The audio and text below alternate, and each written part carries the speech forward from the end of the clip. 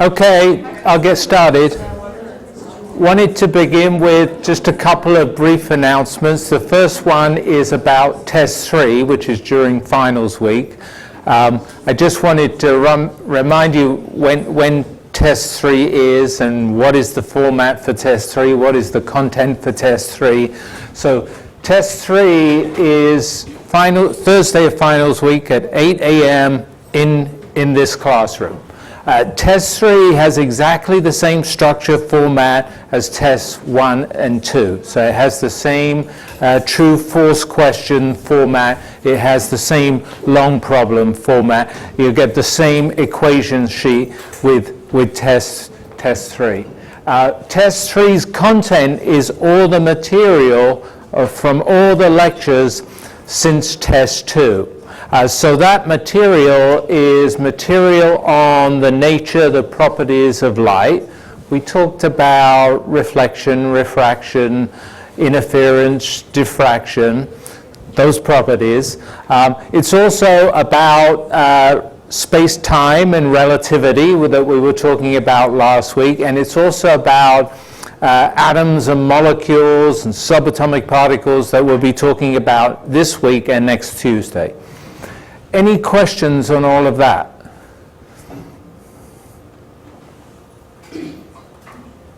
Okay. One other quick reminder is just a reminder to complete the course teacher evaluation. It's really useful to us. We really appreciate it when you complete it. You'll get a bonus, 1% bonus that counts towards your final score, your final grade, once the class gets to an 80% completion rate. So as soon as that happens, I'll credit the class. Anyway, just wanted to give a reminder for that.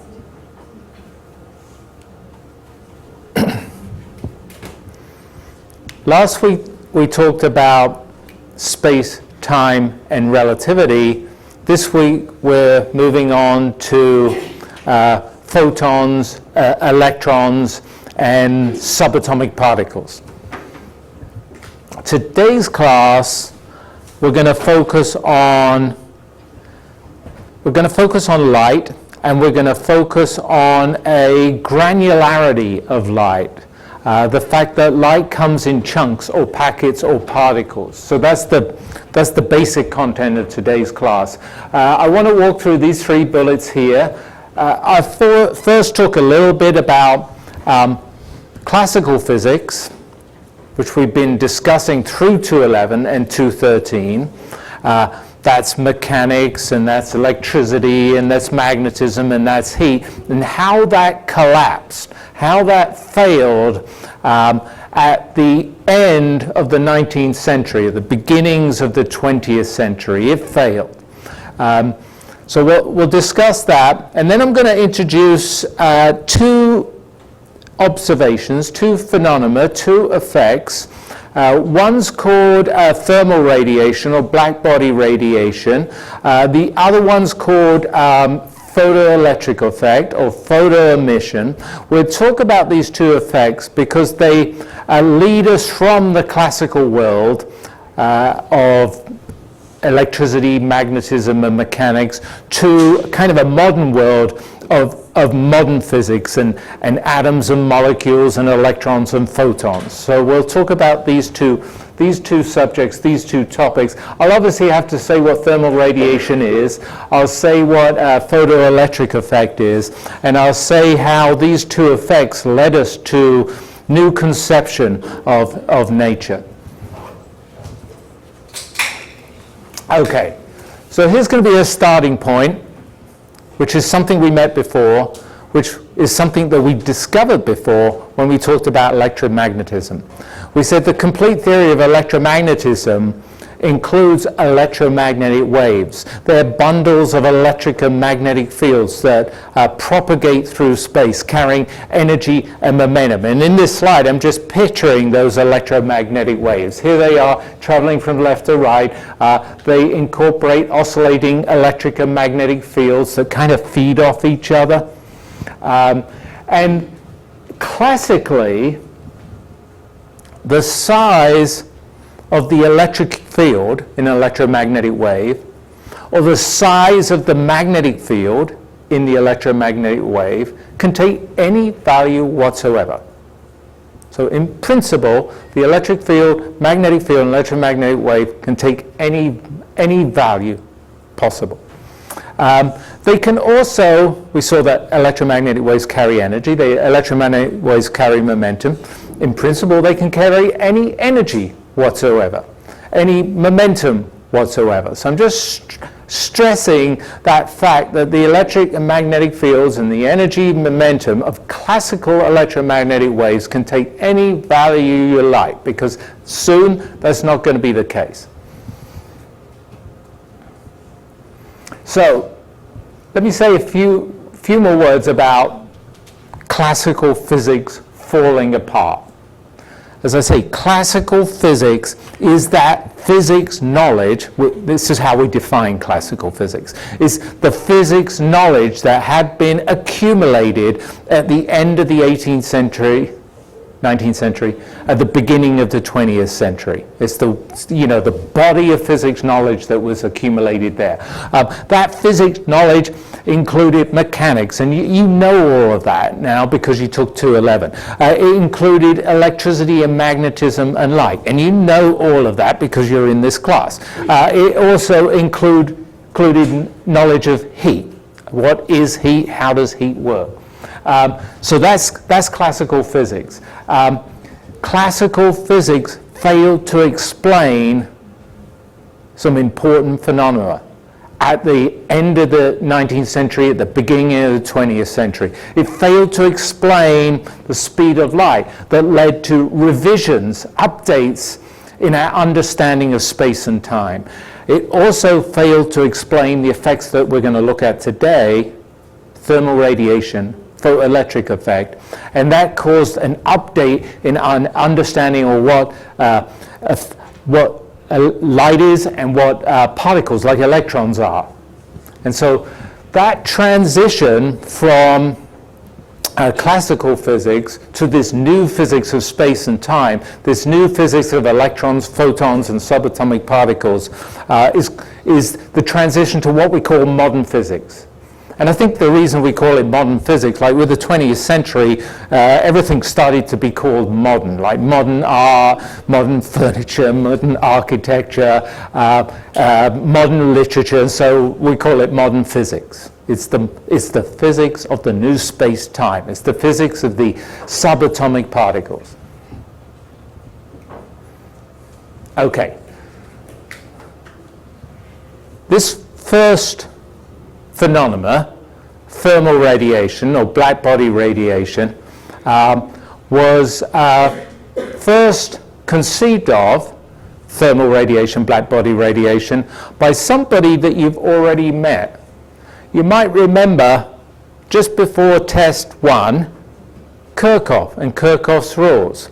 Kirchhoff and Kirchhoff's rules kind of synthesized our understanding of electrical circuits into two basic rules. They were a real big development. But Kirchhoff is also a famous scientist for his idea, conception of what we call thermal radiation. And the basic idea is that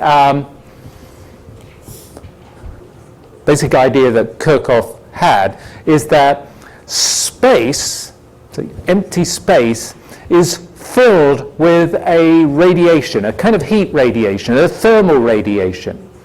And that all the objects in space, so, you and I and everything around us, chairs and tables and so forth, all those objects in space are constantly, continuously emitting thermal radiation, heat radiation, and absorbing thermal radiation and heat radiation. So it's this amazing world that he conceived of where, you know, the room is now full of thermal radiation, we're all emitting it and we're all absorbing it, and there's this thermal radiation going on. It was really an amazing thought and a visionary thought, because it completely predated the ideas of electromagnetic waves as sort of the basis for thermal radiation or heat radiation. So those weren't known. It also completely predates the ideas of atoms and molecules, which are the sources of thermal radiation. And so he didn't know about those. So he had no idea about electromagnetic waves, which is the sort of basic, the foundation of thermal radiation. He had no idea of atoms and molecules, which is the foundation for how you absorb and emit thermal radiation. But he came up with the idea of thermal radiation. So it was a huge thing. We use the term black bodies and black body radiation. A black body is something that absorbs all thermal radiation. Doesn't reflect any, doesn't transmit any, it absorbs all thermal radiation that strikes it. Black body radiation is the thermal heat radiation that's emitted by one of these 100% absorbing black bodies.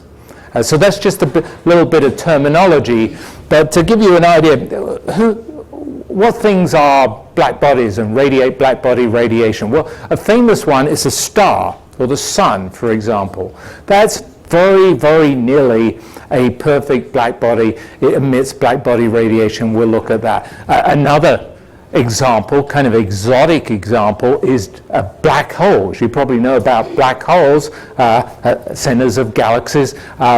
Those black holes are perfect black bodies. And so they absorb all radiation that's striking them. I want to show you a demonstration of black body radiation. I'm going to focus on, so black body radiation is the radiation from an object, and we'll see that radiation depends on how hot or cold that object is. It depends on its temperature. We'll see that radiation's color depends on how hot or cold that object is, with a very basic demonstration. And so I think I will dim the lights a little bit more.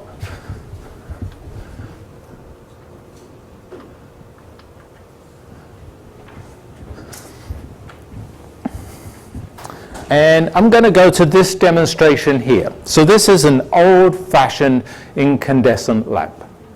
An incandescent lamp is just a lamp that has a very thin thread, filament of wire in it.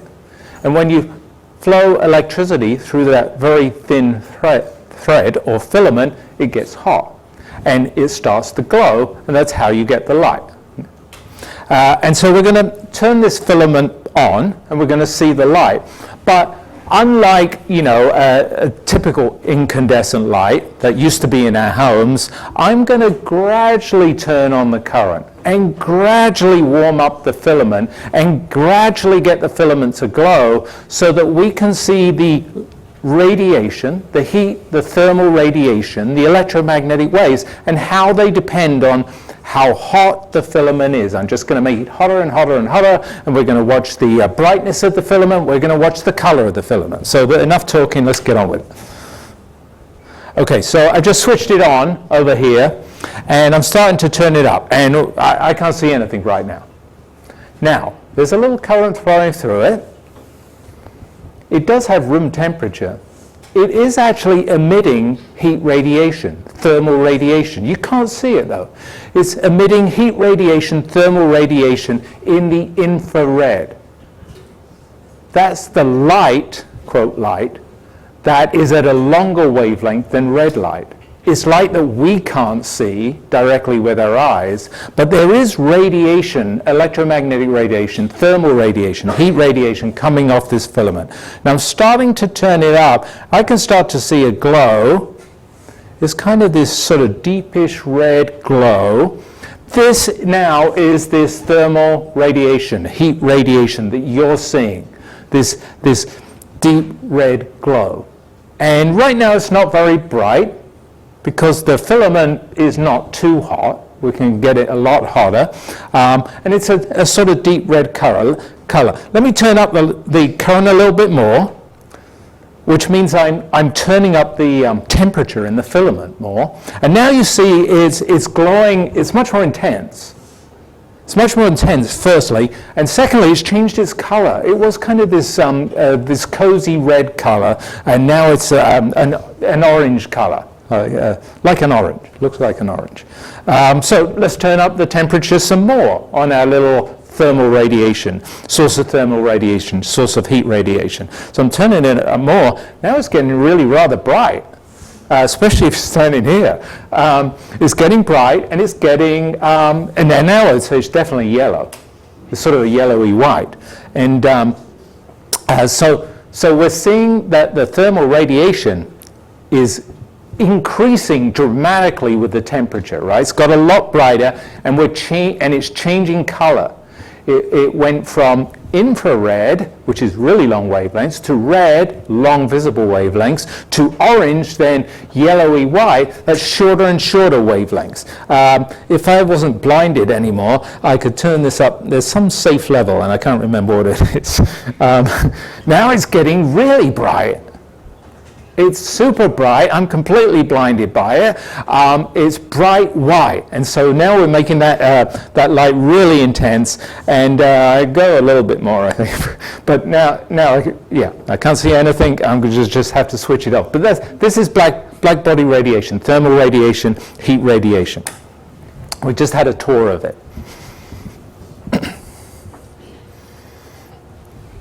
Okay. It's getting a little bit more quantitative. I'll put the lights back on a bit.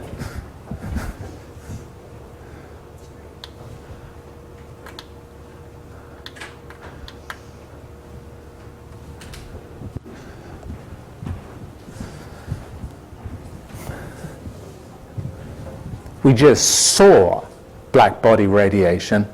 Well, here's a quantitative graph of black body radiation. So let's just walk through this graph.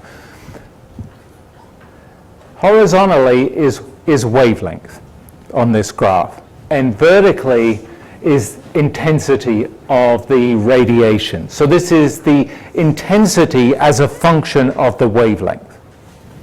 On the graph are three curves. The green one, the blue one, and the brown one. And they correspond to objects at three different temperatures where we've measured the thermal heat black body radiation from those objects at three different temperatures. The temperatures are hot, 2000 Kelvin, 3000 Kelvin, 4000 Kelvin. And what are the graphs telling us? The graphs are telling us that firstly, the amount of thermal radiation, heat radiation, grows dramatically when you increase the temperature. So we went from 2000 to 3000 to 4000 Kelvin, sort of doubling the temperature in Kelvin. But, we went way more than doubling the intensity of the radiation. So the radiation at 4000 Kelvin is much, much larger than the radiation at 2000 Kelvin. You see that dramatic effect here. It's basically the area under the curve. This empirical law up here, by empirical I mean it wasn't derived from some fundamental theory, it was just observed in nature, that if you increase the temperature, the intensity of the heat thermal radiation grows as the fourth power of the temperature.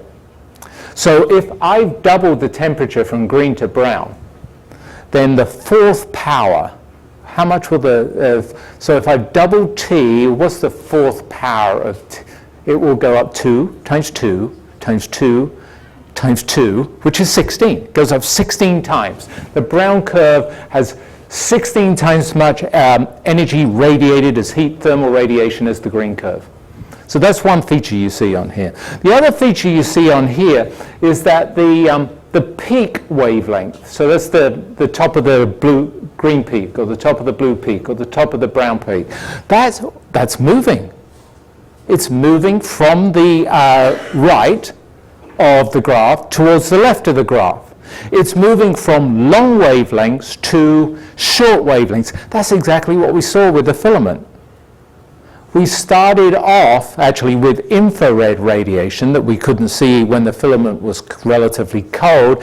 That became red radiation, which is a relatively long visible wavelength, which became orange, yellow, white radiation, which are progressively shorter and shorter wavelengths. So just like we saw with the filament, the peak wavelength walks from right to left as you increase the temperature of the black body. Actually, it does it in a very simple way. This is another empirical law. The product of the temperature of the black body and the maximum wavelength, so the peak here, the peak here, the peak here, that product of temperature and maximum wavelengths are constant. This is again an empirical law, an observed law of nature, which means that if you increase the temperature, you're going to correspondingly decrease the wavelength, which is what you're seeing here.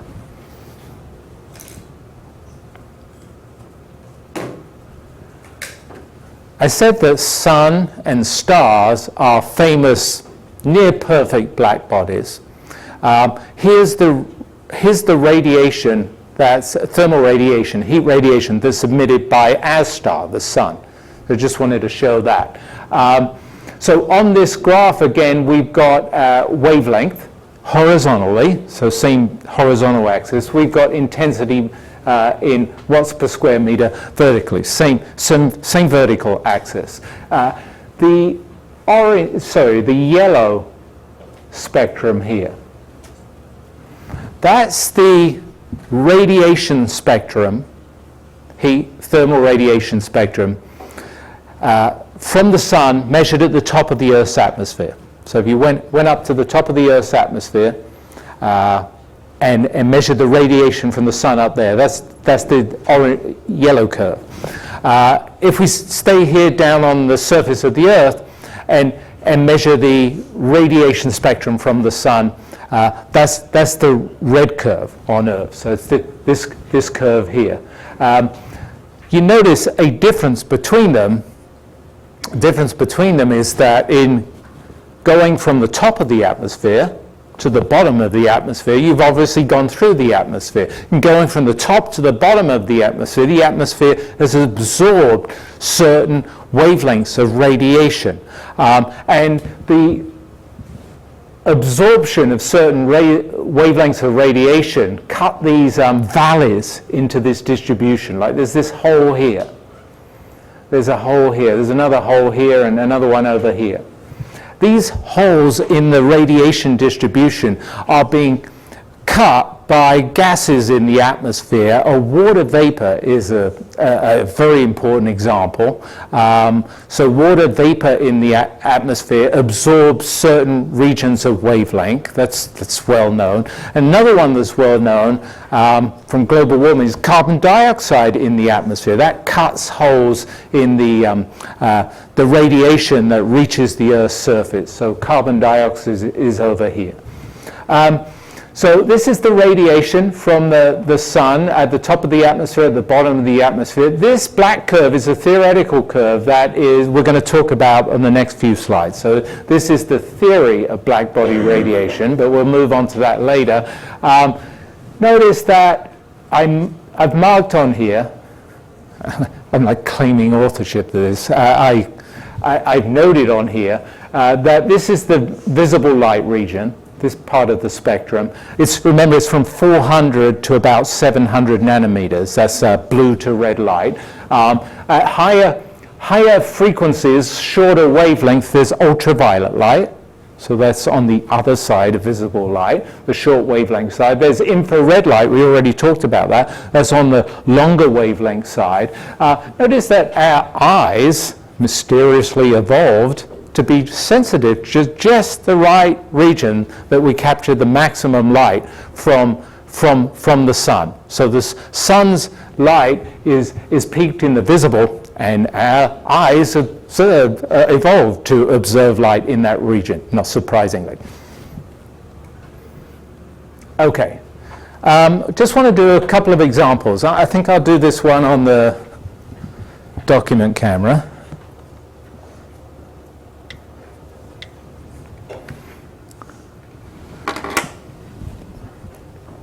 I want to do a couple of examples of Wien's law. So that was the law, the empirical law that said the product of the peak wavelength and the temperature in Kelvin is equal to a constant. And so this example of Wien's law says, look, I mentioned at the very beginning that there's thermal radiation filling this room. We're all emitting and absorbing thermal radiation. What is the peak? What is the peak wavelength that you and I are emitting in our own thermal radiation? So each of us is emitting thermal radiation.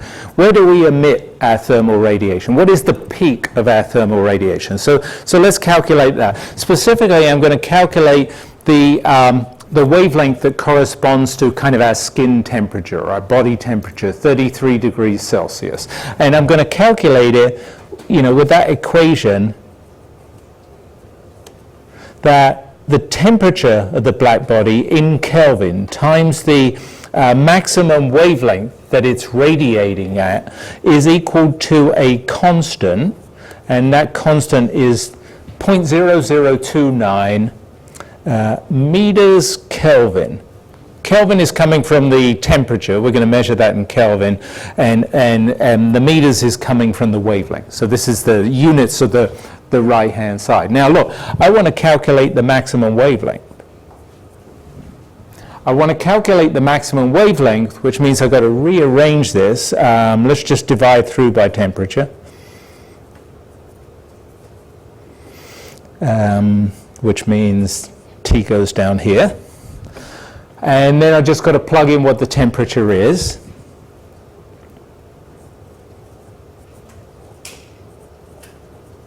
The temperature is 33 degrees Celsius, but I do have to be careful. I've got to plug it in Kelvin to use Wien law. So the conversion from Celsius to Kelvin is that we add 273 to the temperature in Celsius to get the temperature in Kelvin. That comes out to be 306 Kelvin. And if you divide one number by the other number here, I got, it's about 9,500. It's 9,470 nanometers. That's the peak wavelength that right now you're radiating at this wavelength. That's your peak, and I'm radiating at this wavelength. It's 9,500 nanometers. Compare it to a visible light. That's 400 to 700 nanometers. So it's more than 10 times longer wavelength than visible light. We're not all glowing, right, as we sit here in the room. That's because we're too cool to glow, but we are all radiating in the infrared. And so that's going on right now. There's one more example I put in here. You might want to check this out. There's another great use. This is fantastic use. This is a fantastic breakthrough in astronomy, astrophysics. When you look up at the stars, look at the little dots in the sky, that's fun. But actually they have different colors. Look at the stars. They have different colors. You see some that are blue, and you'll see some that are red. We now understand why some are blue and why some are red. Red is a longer wavelength. They must be lower temperature stars. Blue is a shorter wavelength. That must be a higher temperature star according to the Wien law. So we can understand the temperature of stars. Stars are a long way away.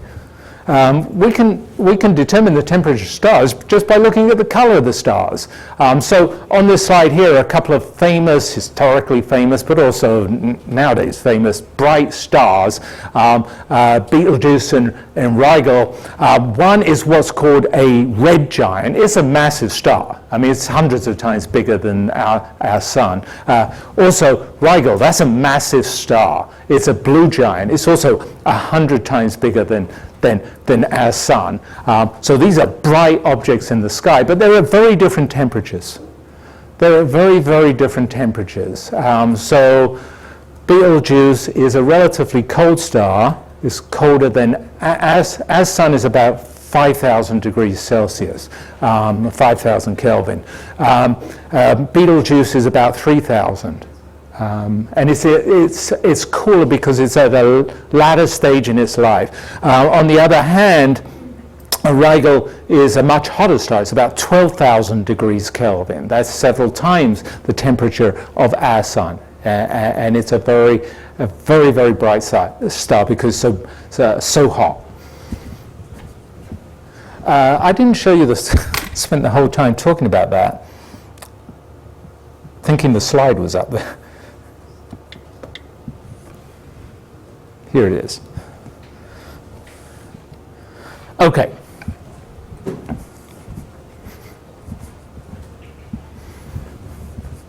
The measurement of black body radiation, we've just been talking about the measurement of black body radiation, the spectrum of black body radiation, was actually a catastrophe for physics. A catastrophe for classical physics of mechanics, electromagnetism, and heat, because classical mechanics and electromagnetism and heat could not explain the black body radiation spectrum, the thermal radiation spectrum that I've just been talking about. This graph on the left-hand side shows that fact. And this text on the right-hand side explains that fact. So on the graph, again, it's wavelength horizontally, intensity vertically. Blue is the black body thermal heat radiation spectrum. It has a peak here. It falls off at short wavelengths. It falls off at long wavelengths. In red here, this is the classical theory of thermal radiation, black body radiation. If you look here, it actually works quite well at long wavelengths.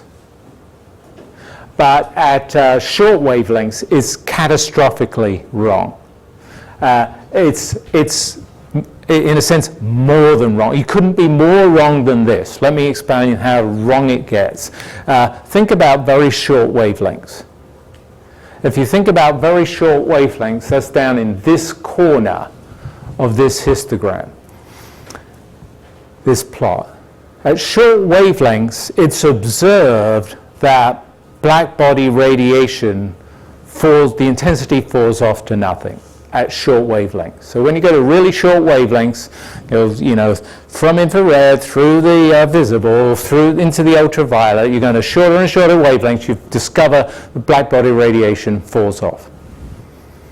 The classical theory of thermal radiation based on classical mechanics, electricity and magnetism, and heat says you get infinite amount of energy radiated at short wavelengths. So you can't be more wrong with your theory than predicting infinity and observing zero. That's how bad it is, and that's why they called it a catastrophe in physics. It was solved by a famous scientist who sort of straddled that period from the 19th to the 20th century when modern physics was born and evolved. And it was solved by a kind of novel idea. And the idea goes like this, basically. So we said that the room is filled with thermal radiation. You're all emitting thermal radiation and absorbing thermal radiation. I am too. That radiation, when it gets emitted, when it gets absorbed, that electromagnetic thermal radiation, when it gets emitted and absorbed, is only emitted or absorbed in packets.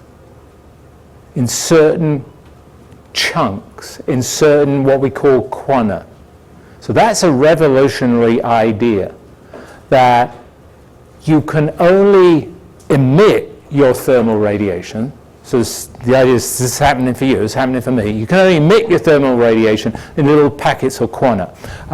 You can only absorb your thermal radiation. I can only absorb thermal radiation in little packets or quanta. So there's a revolutionary idea that there was no explanation for that. It was just an idea. Let's try that out. So let's see what happens if we do that. Only radiation can only be absorbed or emitted in packets. Some details on the packets. So the basic idea that was conceived by Planck, hypothesized by Planck, sort of a crazy idea from Planck, was that the energy in the electromagnetic waves, the thermal radiation, is emitted in chunks, packets, it's absorbed in chunks and packets, and here's an equation, E equals HF, that describes the size of a chunk or a packet or quanta.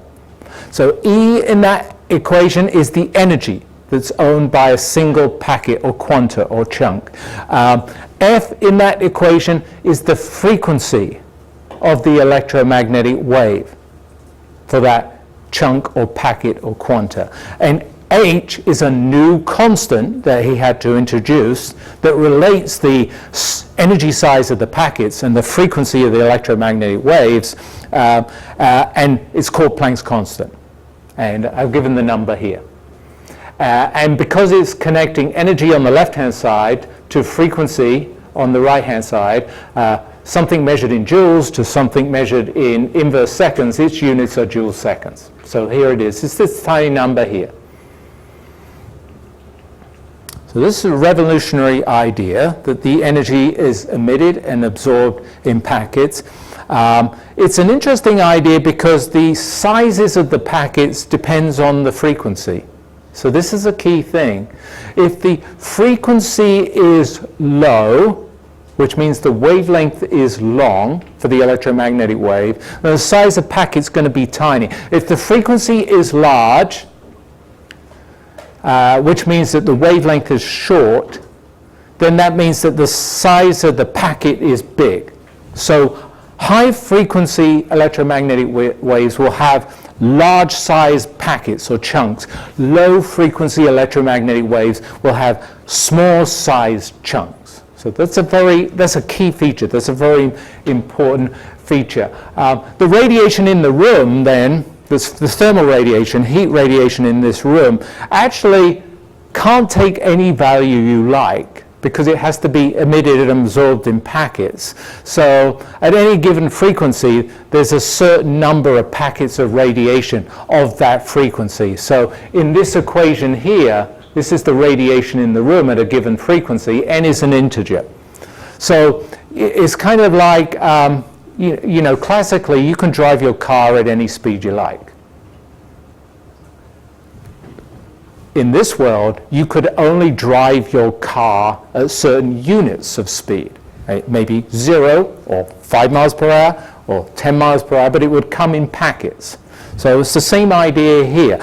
Classically, the electromagnetic field in the room can take any value you like. We talked about that. But actually, in this world, it can only take certain sizes. The energy in the fields and the electric and magnetic fields themselves can only take certain values, and here they are. This introduction of this idea solved the problem. That failing classical theory in red was turned into the successful quantum theory in blue here, which reproduced the data. So exactly reproduce the data. How does it do that? Well, at low frequencies of electromagnetic waves or thermal radiation, it actually has no effect. At low frequencies, which is long wavelengths, it has no effect because the packets are so small, the granularity is so fine that there's no effect. So if you see on the graph, It doesn't change the long wavelength behavior. But at short wavelengths, then so that's high frequencies. That means that the packet size is large, and then it has a really big effect. And when you have big packets, you basically cut off the ability for the material, you or I or the chair or the table, if you've got the packet size is really big, well, the table or the chair or you and I don't have enough energy to create one of those packets, so it cuts off the radiation at short wavelengths, high frequencies, large energy packets, and it exactly reproduces data. Fantastic.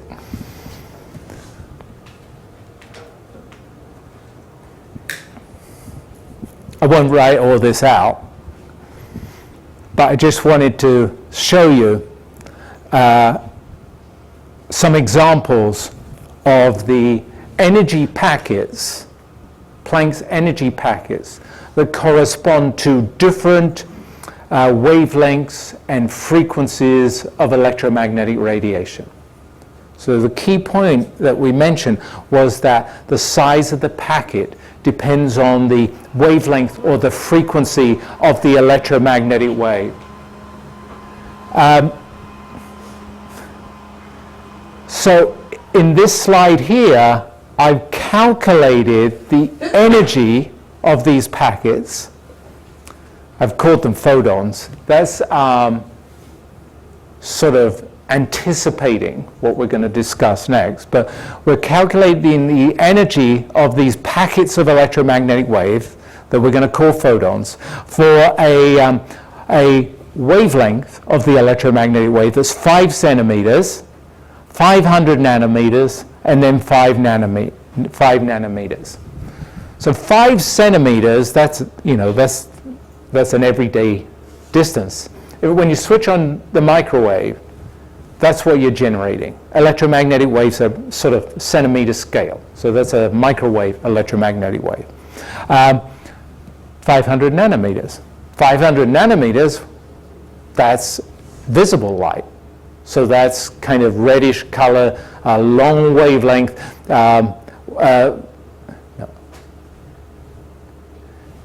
That is intermediate wavelength, so greenish light, I think. Visible light. And then 5 nanometers, what's that? That's a special type of electromagnetic light that you know from the dentist's office, when you broke your arm when you were 5, that is X-rays. And so we're going to figure out for these 3 really familiar wavelengths of electromagnetic radiation, what is the energy size of the packets. Now, in each of the cases, the calculation is the same. So there's A, B, and C here for the 3 different wavelengths. Every calculation is the same. I'm just plugging in a different number, the 5 centimeters or the 500 nanometers or the 5 nanometers. So the calculations are all the same. The first step in my calculation was to change the wavelength into frequency. I tend to think of electromagnetic waves in terms of wavelength. It somehow is cozier, more comfortable. The numbers are cozier and more comfortable, but to calculate the packet size we need the frequency, so I turn the wavelength into the frequency with that relationship between the frequency and the wavelength and electromagnetic wave, that the product of the frequency and the wavelength, so F lambda, equals the speed of the electromagnetic wave. So I can calculate the frequency if I know the wavelength by dividing the speed of light by the wavelength. That gives me a frequency, is the frequency of the waves. Look, microwaves, this is 6 times 10 to the 9 hertz. That's 6 gigahertz. A giga is a billion, so 6 gigahertz. That's what a microwave generates. It generates frequencies that are gigahertz frequencies. The frequencies of visible light, which are much shorter in wavelength, are much higher in frequency. So they're the sort of scale of 10 to the 15 hertz, because they're so much shorter in wavelength. And then the X-rays, they're even higher frequency. Look, this is a scale of 10 to the 17 hertz for the X-rays, because they're really short wavelengths, really high frequencies. Anyway, now we got the frequencies of the three wavelengths, 6 times 10 to the 9, 6 times 10 to the 14, 6 times 10 to the 16 hertz, we can just use Planck's equation, multiplying by Planck's constant, to turn the frequency into the size of the energy packets. And if you turn the frequency into the size of the energy packets, you get these three energies over here. Now, you've all done chemistry, much more chemistry than I've ever done.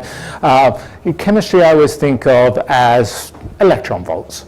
You know, that's what comes to mind for me. That's the scale of chemistry. The microwaves have tiny, tiny energy packets compared to electron volts in chemistry. They're a million times smaller. The light packets are the same scale of the electron volt energies in chemistry.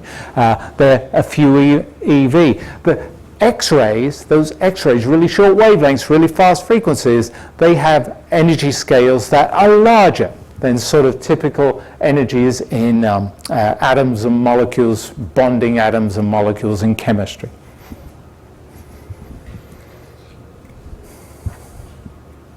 Okay, second effect. Second effect is called photoelectric effect. What is it? It is the liberation of electrons from a metal when you shine light on that metal. So if you shine light on a metal, you can actually release some of the electrons from being contained into the metal and liberate them into the surrounding space around the metal. That's photoelectric effect, and it was discovered by, this is like meeting old friends.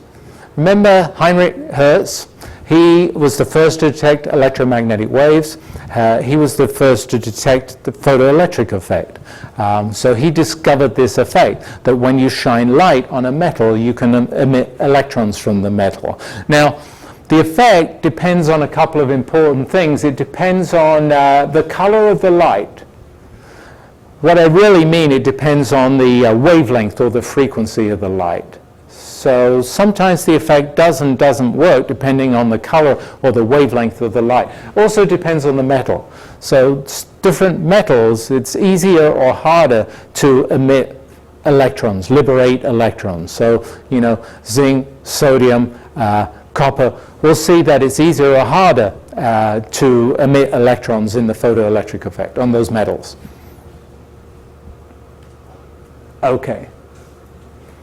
So the understanding of photoelectric effect was a second catastrophe for classical physics. The classical theory of mechanics, electromagnetism, and heat could not explain the photoelectric effect, and how the photoelectric effect depended on the color of the light and on the type of the metal.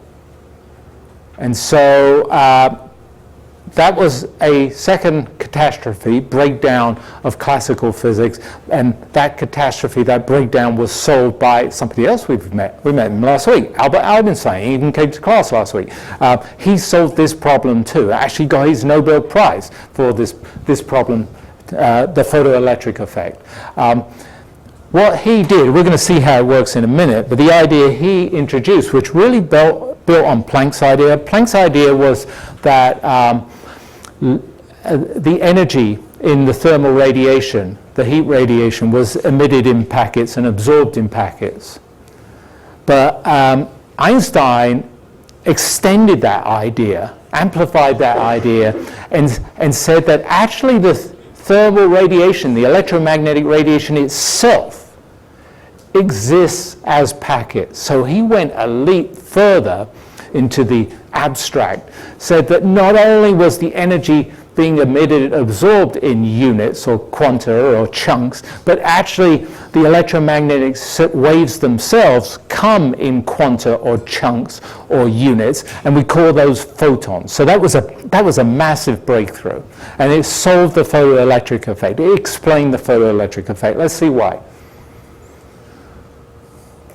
Okay, so this overhead kind of describes the photoelectric effect, the features of it, as if we were, let's imagine we're all Heinrich Hertz doing the photoelectric effect experiment for the first time. So we're just going to discover the effect and the features of the effect, and then on the next slide or two we're going to move on to explaining the effect with Einstein's idea that electromagnetic waves, which we thought of were these continuous smooth things, actually are kind of granular and chunky and come in units.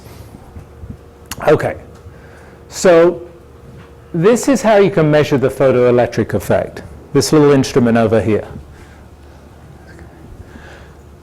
On the left here, we're shining light from left to right onto a metal. So I'm shining light onto this metal here. In the photoelectric effect, that light shining on the metal liberates electrons. And here are a couple of electrons that got free because of the photoelectric effect. I'm attracting those electrons to this other conductor through which the light passed by applying a voltage, you can see it here, across those two, between those two metals. Now, this is the trick to exploring the photoelectric effect. If I change the voltage between the emitter and the collector, that's what the E and the C are. The emitter is emitting the electrons, and the collector is going to collect the electrons. Let me change the voltage between them. Let me change the voltage such that there's a potential hill that the electrons have to climb up, an electrical potential hill, not a gravitational potential hill. An electrical potential hill that the electrons would have to climb up to get from the conductor, from the emitter to the collector. So I'm going to make a potential hill. And the more volts I put between the two, the greater the hill. If I do that, right, I can measure the maximum kinetic energy that the electrons are liberated from the emitter with. If I have a small hill to begin with, so here's my collector, here's my emitter on the right, like in the picture. Here's my collector on the left, like in the picture. Here's the potential difference between the two, electrical potential difference between them. And if an electron's going to get from the emitter to the collector, it's got to have enough kinetic energy to climb this little electrical potential hill.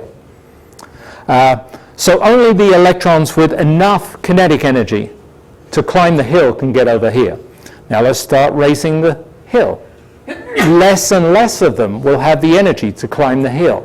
I'll raise the hill until none of them quite get there. That tells me the maximum kinetic energy of the electrons that are emitted by the emitter. And so by changing that potential hill, I can measure a very useful quantity, a key quantity, which is the maximum kinetic energy of the electrons. And so that's what's done in this arrangement. Downstairs here are two bullets. Two bullets that describe the, I would say, unbelievable at the time, unbelievable results of the experiment. So the first unbelievable result, I'm reminding myself of it, is that the maximum kinetic energy of the electrons doesn't depend on the intensity of the light. So you could shine a weak light on the metal. You could shine a very bright light on the metal, and well, I would think the bright light will give the electrons more kinetic energy. The weak light will give the electrons less kinetic energy, but actually in reality you get the same kinetic energy of the electrons with the bright or the weak light. That's a really weird effect. Remember, the bright light is lots of watts per square meter intensity. The weak light, dim light, is just a few watts per square meter, so a weak intensity. So one's got a lot of energy striking the emitter, one's got a little bit of energy striking the emitter. Why doesn't it care Why doesn't the kinetic energy of the electrons care whether there's a lot of intensity or just a little intensity? Apparently it doesn't. The other weird effect, that's the last bullet on the slide, is that the maximum kinetic energy of the electrons does depend on something, however. It depends on the color of the light. If you shine blue light on, you get higher kinetic energy electrons than if you shone red light on. If you shine ultraviolet light on, you get even higher kinetic energy of electrons. If you shone infrared light on, then you get probably no electrons emitted. So it depends, the energy of the electrons, kinetic energy of the electrons, depends on the color of the light, not the intensity of the light. That's completely crazy from the perspective of classical electromagnetism, heat, and mechanics. But Einstein explained it. This is just showing you what I described in a graph and a table. So this graph is kind of a beautiful summary of photoelectric effect. It really summarizes all the features of the photoelectric effect. Horizontally is the frequency of the light. So on the left is low frequencies, on the right is high frequencies. Vertically is the kinetic energy of the electrons that are released, liberated by the light. So, you know, a horizontal axis is what we're shining on the metal. Vertical axis is what we're getting off the metal. That's why it's describing this effect of light shone on a metal, releasing, liberating electrons from a metal. There are three curves that correspond to three different metals. Here is picked sodium, aluminium, and copper. If you're at low frequencies, downstairs here, no electrons are emitted. There's just nothing emitted. So in any of these metals, if you shone infrared light on these metals, you get nothing emitted. As you increase the frequency, supposing as we went from infrared to red, visible green, visible blue, ultraviolet. We're increasing the frequency. We're walking vertically, horizontally across this graph. Firstly, we start to see electrons bubbling off the sodium, emitted by the sodium. We then, at a higher frequency, shorter wavelength, start to see aluminium releasing, liberating electrons. And then finally, at an even higher frequency, a shorter wavelength, we see copper liberating electrons. So we see the different metals starting to release electrons at different points. As you further increase the frequency and shorten the wavelength, you're increasing the kinetic energy of the electrons from each of these metals. So as once you start liberating electrons from any of these metals, if you continue to increase the frequency and decrease the wavelength, you just increase the kinetic energy of the electrons that are being liberated. And so that's what's depicted on this graph here. The metals, each metal here is described by what's called a work function. The work function is just a term that means that's the energy you need to take an electron out of a metal. And the amount of energy you need to take an electron out of a metal depends on whether it's sodium. It's pretty low on sodium. If I just consume 2.4 eV, I can pick an electron out of sodium. It takes more energy in copper to pick an electron out of copper. It takes 4.7 eV to pick an electron out of copper. So that's what the work function is. The reason that sodium liberates electrons at a lower frequency, copper at a higher frequency, is that you need this amount of energy, Planck's constant times the frequency, to liberate, that the photon would carry, that the quanta or the chunk of light would carry to liberate the electrons. So to liberate an electron from sodium, you need your photon to have an energy, when it knocks out an electron, you need it to have an energy that's about 2.4 0.46 eV. If it's less, you can't liberate the electron. If it's more, you can liberate it, and any extra energy the electron will have as kinetic energy. On copper, you would need 4.7 electron volts for your photon, the packet of energy associated with your photon, to liberate an electron. If you had less than 4.7 electron volts, then you wouldn't be able to liberate the electron from copper. If you had more, then you can liberate it, and the extra amount will become kinetic energy. So that's Einstein's theory of photoelectric effect. I kind of tried to summarize it here. So the idea is that in the photoelectric effect, this is now his picture, that those light waves that are streaming in are really like little bullets or photons, or packets, or quanta, or chunks of electromagnetic wave. When you liberate an electron, one of those photons strikes an electron and kicks it out of the metal. Those photons carry an energy that's given by Planck's formula. The energy of the photon is Planck's constant times the frequency of the photon. At most, that photon can give all that energy, hf, to the electron.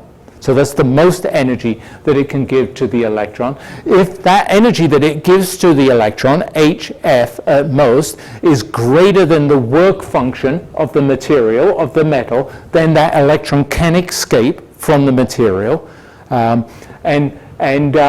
The residual, the leftover energy from the photon energy and the energy needed to emit the electron, that's the extra kinetic energy that the electron will have once it's released. So this is Einstein's theory of the photoelectric effect.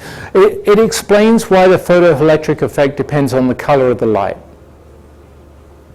So the color of the light corresponds to the wavelength of the light, or the frequency of the light. So red is long wavelength, that's a low frequency, whereas blue is short wavelength, that's high frequency. So red light has photons that have a small amount of energy, relatively small amount of energy. Blue light, that's photons that have a relatively large amount of energy. So red light is less capable of providing the energy to liberate an electron, less capable of supplying the energy needed to overcome the work function of a metal. Blue light has more energy, is more capable of releasing an electron from a metal, because there's more energy to overcome the work function and release the electron.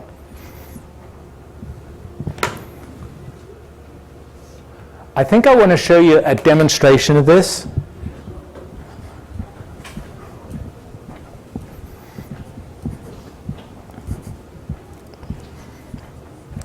So here I have a metal, this piece of aluminium, and I'm going to add some electrons to the metal, and then we're going to try and liberate them through the photoelectric effect. So I'm Heinrich Hertz, suddenly, and I'm going to try and discover the photoelectric effect by I brought a flashlight, shining light on the metal, and I also brought a ultraviolet light.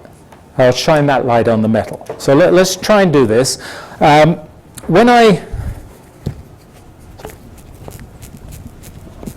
It's not the best.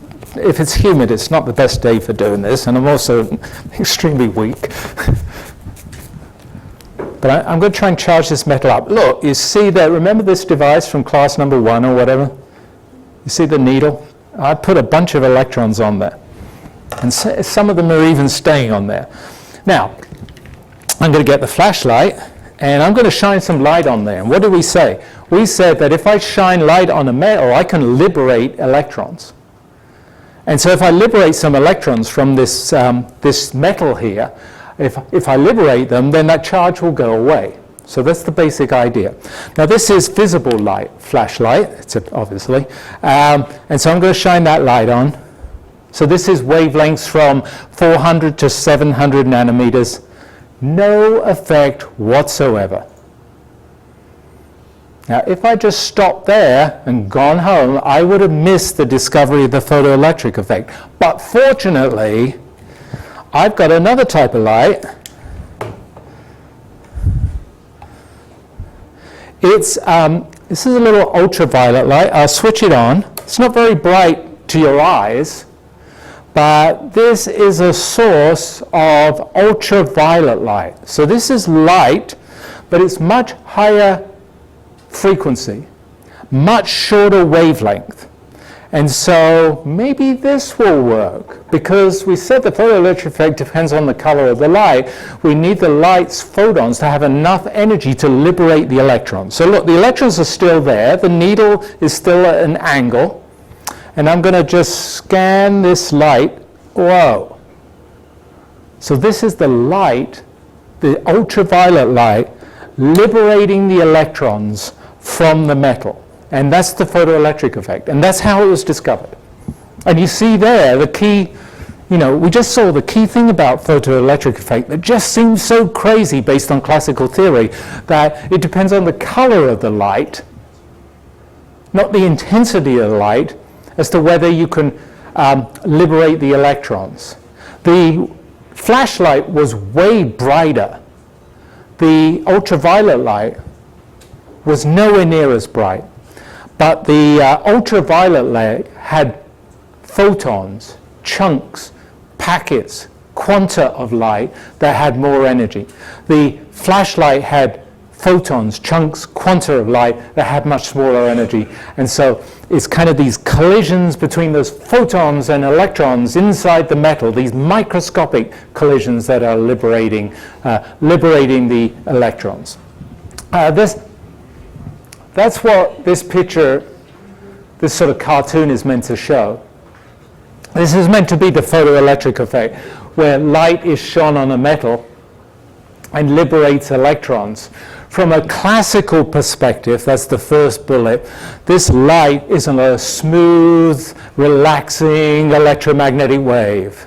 And it's just bathing the metal, and the metal is just some continuous distribution of charge, all very uniform and smooth.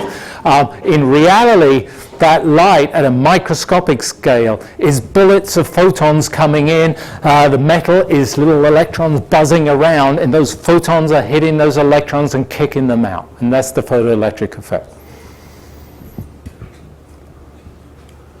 Okay, quiz question.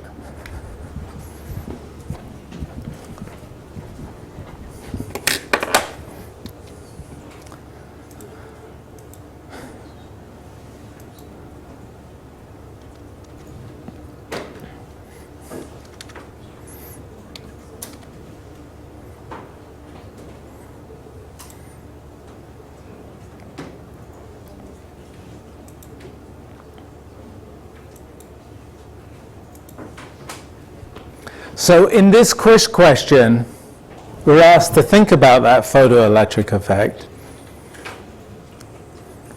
And we're asked the question, what would change, actually, what would increase or decrease the maximum kinetic energy of the electrons? So how can we change the maximum kinetic energy of electrons? Is it through changing the intensity of the light? Or is it through changing the wavelength of the light?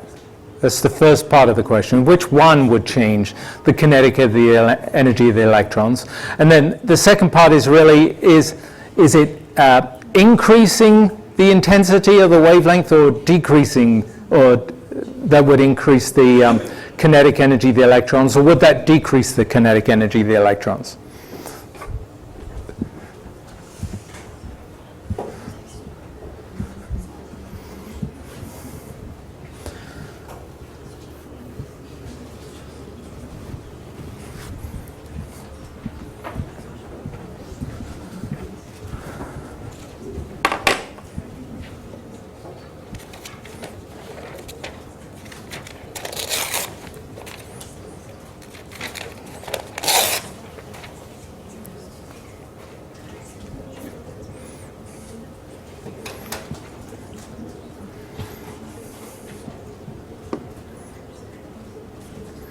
I'm going to give you the answer because I'm desperate to get in one problem, as usual.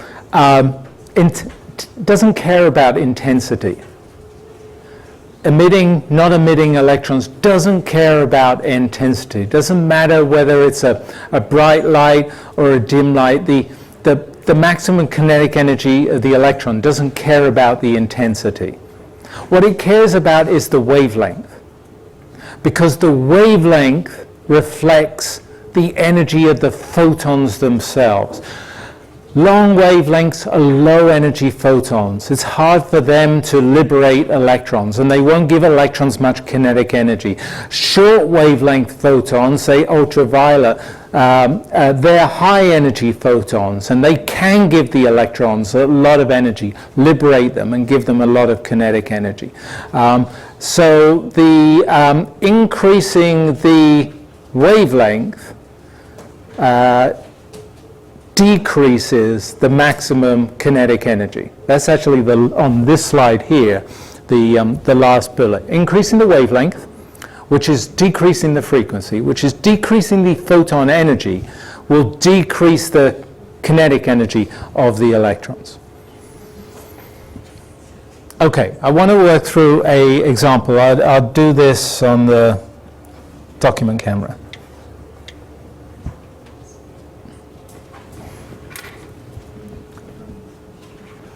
This question says, I don't know if I'll get through it all.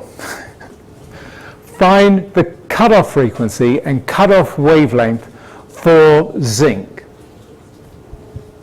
Let's just start with that. That's going to be our goal. What is the cutoff frequency and the cutoff wavelength? Because maybe I mentioned it, but maybe I just had it on the graph, so now I'm feeling bad about that.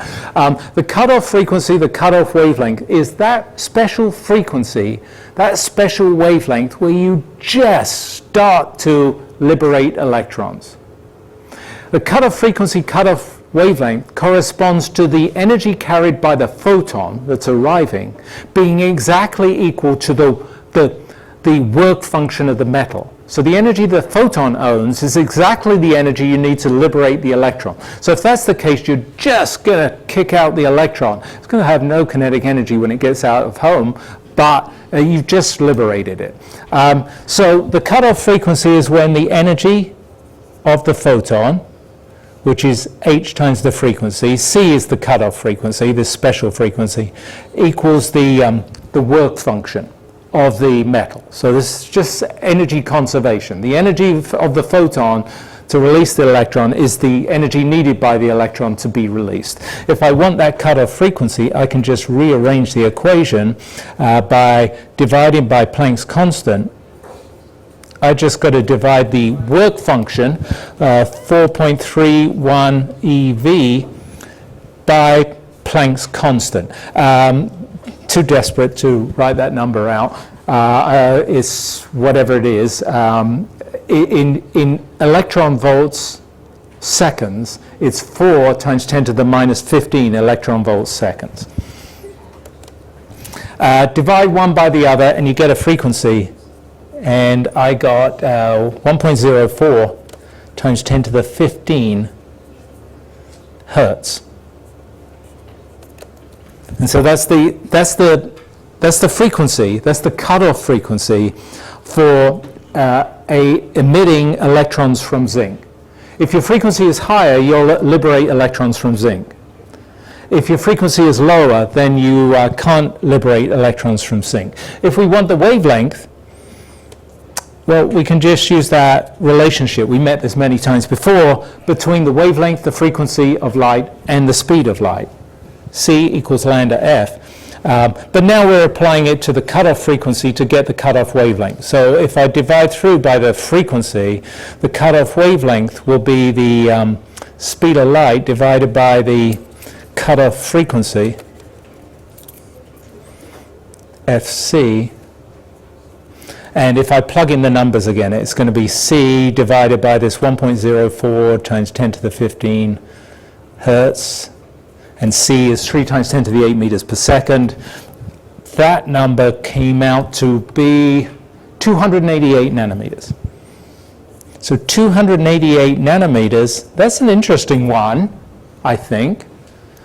It's shorter than the wavelength of visible light. So the shortest wavelength of visible light is 400 nanometers. This is just under 300 nanometers. This is the ultraviolet light I was using up here. Last part of the question. Find the maximum energy of the emitted electrons for 5.5 eV photons. The maximum energy of the electrons, maximum kinetic energy, I'll put KEM for max, is the energy of the photons, so that's HF, I'll just write it as HF, less the work function. The energy of the photons, we're told, is 5.5 MeV. The work function is 4.3 eV, and so the maximum kinetic energy is 1.2